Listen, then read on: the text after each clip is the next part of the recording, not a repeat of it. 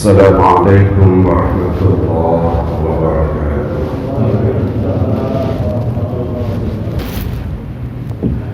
الحمد لله الذي أرسل رسوله بالهدى ودين الحق ليظهره على الدين كله وكفى بالله شهيدا. أشهد أن لا إله إلا الله وحده لا شريك له إياك نعبد وإياك نستعين وأشهد أن سيدنا محمدا عبده ورسوله لا نبي بعده. اللهم صل وسلم وبارك على سيدنا محمد وعلى آله وصحبه أجمعين. أما بعد فيا أيها المسلمون أوصيكم ونفسي بتقوى الله وطاعته لعلكم تفلحون. أعوذ بالله من الشيطان الرجيم. بسم الله الرحمن الرحيم. يا أيها الذين آمنوا اتقوا الله حق تقاته ولا تموتن إلا وأنتم مسلمون. Masyarakat muslimin sidang Jumat rahimahullah. Alhamdulillah, sampai dengan Jumat siang hari ini kita semua masih diberikan kesehatan jasmani rohani kita, masih diberikan kesempatan hidup oleh Allah di muka bumi ini.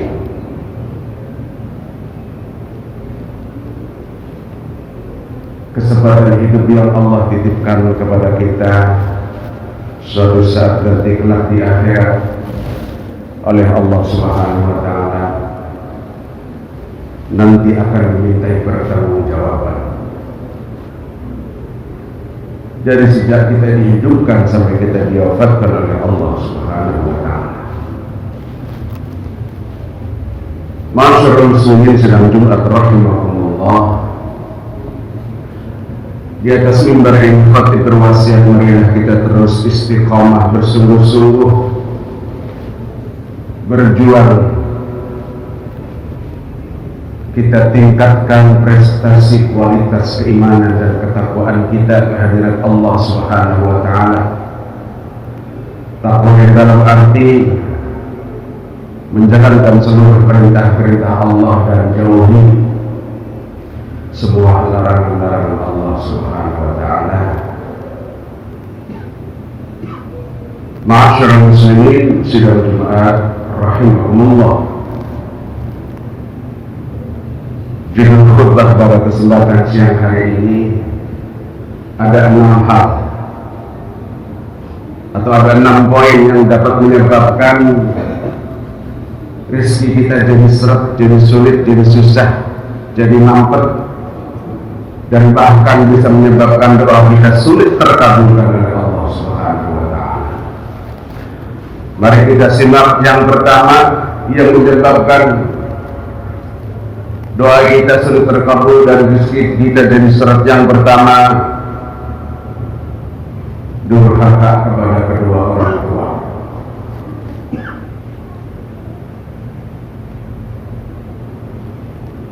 Kita diperintahkan oleh Allah untuk selalu berbakti, berbuat baik kepada kedua orang tua. Allah berfirman, wa'budullaha wa la tusyriku bihi syai'an wa bil walidayni ihsana. Wa'budullaha, sembahlah Allah, wa la tusyriku bihi syai'an, jangan kau sekutukan dengan sesuatu apapun. Wa bil walidayni ihsana, dan berbuat baiklah, berbaktilah, hormatlah kepada kedua orang tua kita, setinggi apapun jabatan kita, mau jadi presiden, mau jadi menteri kah, mau jadi direktur kah, tetap jabatan itu diletakkan dulu. Orang tua harus dimuliakan, dihormati. Masyarakat muslimin sedang Jumat rahimahullah. Sampai-sampai Rasulullah bersabda, ridha Allah fi ridha walidain. Rasulullah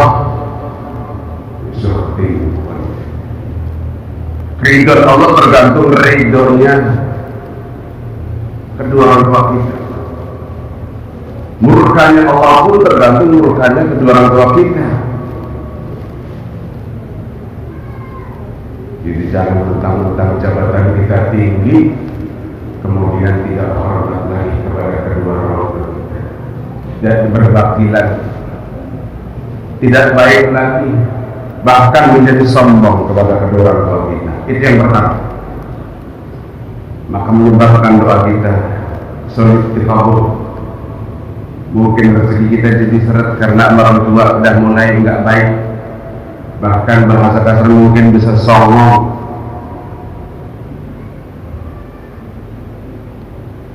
Kemudian apalagi yang kedua,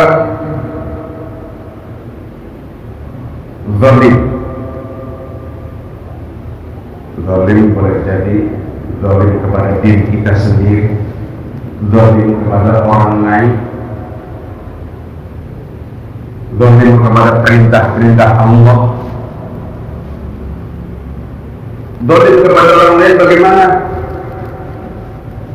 Jangan suka menzalimi orang lain. Kadang kita dititipi duit malah dikurangi, dititipin omongan malah ditambah. Dititipin duit hak orang lain suruh disampaikan, tidak disampaikan, itu zalim, menzalimi hak orang lain. Lalu duit itu dimakan padahal bukan haknya. Bagaimana doa mau dikabul? Karena ada makanan haram di dalam tubuh kita, di dalam pakaian kita beribadah, di dalam minum kita. Mungkin dari duit yang zalim itu hasil kezaliman. Zalimin rakyat yang berharta juga sama, harus berzakat. Zakat itu hak fakir miskin, ditelan dan dikeluarkan, zalim. Walaupun itu duit punya kita sendiri, tapi bukan hak kita, keluarkan zakatnya. Karena kita jadi kaya ini bukan maunya kita, takdir Allah, kehendak Allah. Yang kedua balik kepada diri kita sendiri. Kemudian yang ketiga, dendam kesumat.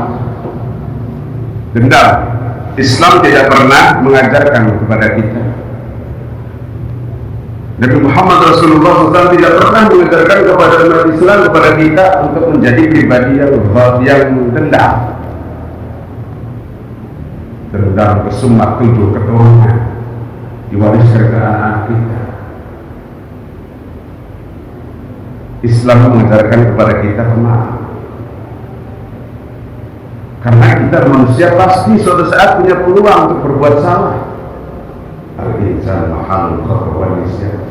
Manusia tempatnya salah, tempatnya dosa, tempatnya lupa. Maka oleh karena itu Islam mengajarkan kepada kita, jadilah hamba Allah yang pemaaf. Wal 'afina 'anil nas. Maafkan kesalahan manusia. Jangan merasa benar sendiri, jangan merasa sok suci. Makanya kita kadang pada saat kita berjalan, padahal jalan itu lempung, rata, halus, kadang suka terpilih, suka jatuh. Itulah itu. Ada terkilirnya, ada salahnya. Sepanjang tidak disengaja terus itu kesalahan. Islam tidak pernah mengajarkan kepada kita untuk benar. Kemarin terjadi, na'udzubillah min dzalik, seorang imam masjid di Sumatera dibunuh oleh jamaahnya di rakaat pertama. Kenapa dia? Hanya sepele, masalah kunci kotak tambah yang diambil, yang diminta oleh imam masjid. Tersinggung, lalu dia dendam, lalu dia bunuh. Sepele, asal bisa dibayar dengan nyawa. Na'udzubillah. Lihat Rasulullah diancam mau dibunuh. Orang yang tidak membunuh ketangkap oleh Rasulullah, karena Rasulullah selalu dimonitor oleh malaikat. Hei Muhammad, lihat di belakang ada yang sudah mengincar bawa pisau, tidak membunuh. Orang sekarang berancam. Syekh Ali Jabir, jadi kalau gak ditangkis dengan tangan, nyawa melayang. Karena memang yang dituju adalah Allah. Masyarakat muslimin sedang dimakan Allah. Maka oleh karena itu kita Islam pergi kemana pun baca Bismillahirrahmanirrahim. Allah la haula wala quwwata illa billah. Itu Allah ajarkan kepada kita.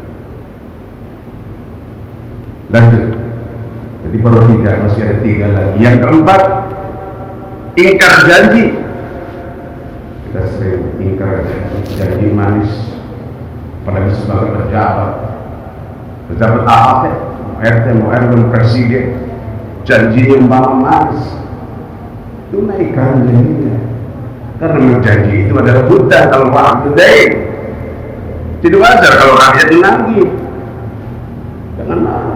Jangan bilang, oh ini radikalisasi, tidak tahu begitu. Kalau pengen nggak ditagih, ya jangan jadi pemimpin, jangan jadi presiden, jangan jadi pemimpin. Kita semuanya pemimpin. Kullukum ra'in wa kullukum mas'ulun 'an ra'iyatihi. Pemimpin minimal memimpin diri sendiri. Bagaimana caranya biar kita hidup jadi bisa selamat, menjadi ahli surga di dunia, lebih ahli surga di akhirat. Kemudian yang kelima, hutang yang tidak terbayarkan atau hutangnya senang pada mau bayar. Setiap di pagi tarsok. Bagaimana kalau mau dikabul? Ditagih kalau tadi terhalang doang.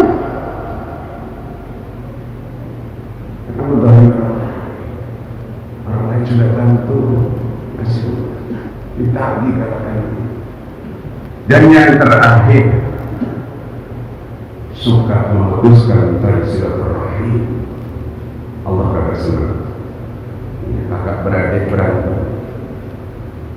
Kadang orang lain, maka kakak beradik berantem gara-gara warisan cucu. Jangan suka memutuskan tali silaturahim. Islam mengatakan, la yadkhulul jannah qati'ur rahim. Kagak masuk surga orang yang suka memutuskan tali silaturahim. Walaupun ahli sholat, ahli ibadah, rajin berjamaah, tapi mukanya kecut, mukanya angker. Baru ahli berjamaah sudah ahli surga, padahal belum tentu sampai kepada keridhaan Allah amal soleh. Karena amal soleh yang sampai kepada keridhaan Allah rahasianya Allah. Ikhlas apa enggak kerjanya?